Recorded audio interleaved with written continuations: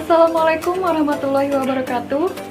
Perkenalkan, nama saya Akilah Alifi Heikal dari kelas 12 IPA 2. Saya perwakilan dari kelompok pertama akan mempresentasikan tentang kehidupan politik pada masa demokrasi liberal.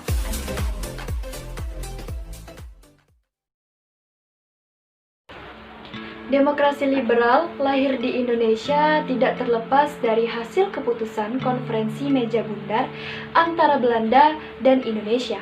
Pada saat Indonesia ingin menyatakan kemerdekaannya pada 17 Agustus 1945, Belanda tidak menerima pernyataan kemerdekaan ini dan ingin menyerang Indonesia. Dalam perundingan konferensi meja bundar, Indonesia harus bersedia mengganti konstitusi negara dan mengubah sistem pemerintahannya menjadi sistem parlementer. Pada tahun 1950 sampai dengan 1959, pemerintahan Indonesia dalam sejarahnya pernah berubah menjadi Republik Indonesia yang menganut demokrasi liberal dengan sistem kabinet pemerintahan parlementer. Dalam penerapan sistem pemerintahan parlementer ini, pada saat itu kekuasaan tertinggi dipegang oleh Perdana Menteri dan Presiden bertugas sebagai kepala negara saja. Secara definisi, demokrasi liberal merupakan sistem politik yang memberikan kebebasan individu bagi warga negaranya. Berikut beberapa keadaan politik pada masa demokrasi liberal yang perlu diketahui. Yang pertama ada pergantian kabinet.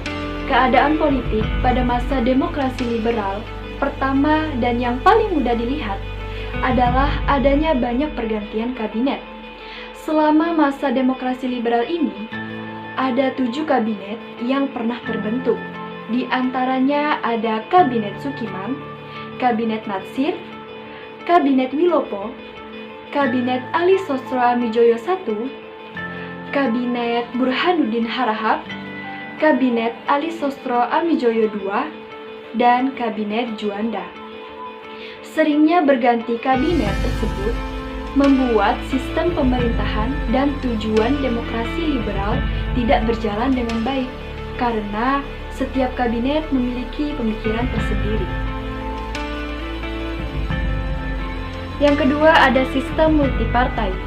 Pada masa pemerintahan demokrasi liberal ini, ada kebebasan individu yang menjadikan salah satu dasar munculnya banyak partai di Indonesia, yang sebenarnya warisan dari penerapan partai pada tahun-tahun sebelumnya.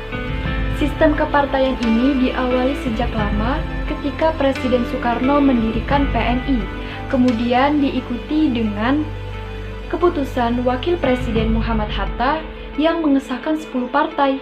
Di antaranya ada Masyumi, PNI, PSI, PBI, PKI, PRJ, Parkindo, PRS, Permai, dan PKRI.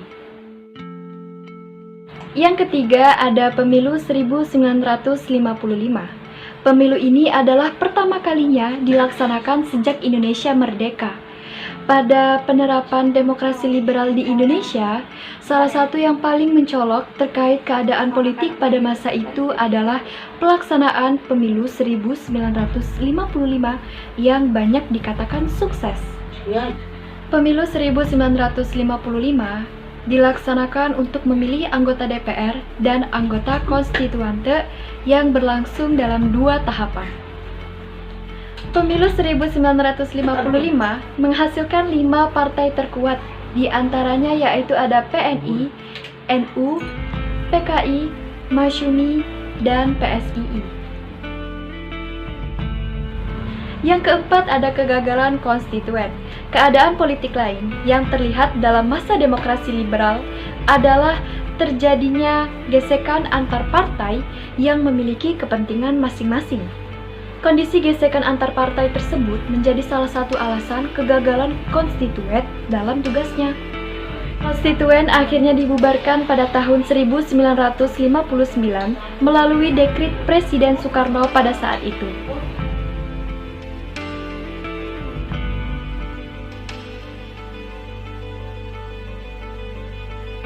Maka pada tanggal 5 Juli 1959, Presiden mengeluarkan dekret yang berisi 1. Berlakunya kembali Undang-Undang Dasar 1945 dan tidak berlakunya Undang-Undang Dasar sementara 1950. Yang kedua, pembubaran konstituen. Yang ketiga, dibentuknya DPAS atau Dewan Pertimbangan Agung Sementara dan MPRS atau Majelis Permusyawaratan Rakyat Sementara. Tujuannya yaitu untuk menyelamatkan dan menyelesaikan masalah negara.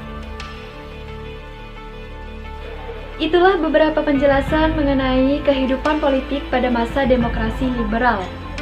Sebagai bagian dari sejarah kehidupan politik bangsa Indonesia, hingga dapat menghasilkan kondisi yang sekarang kita rasakan bersama. Sekian video presentasi dari saya. Apabila ada kesalahan dan kekurangan, saya mohon maaf. Saya akhiri. Wassalamualaikum warahmatullahi wabarakatuh.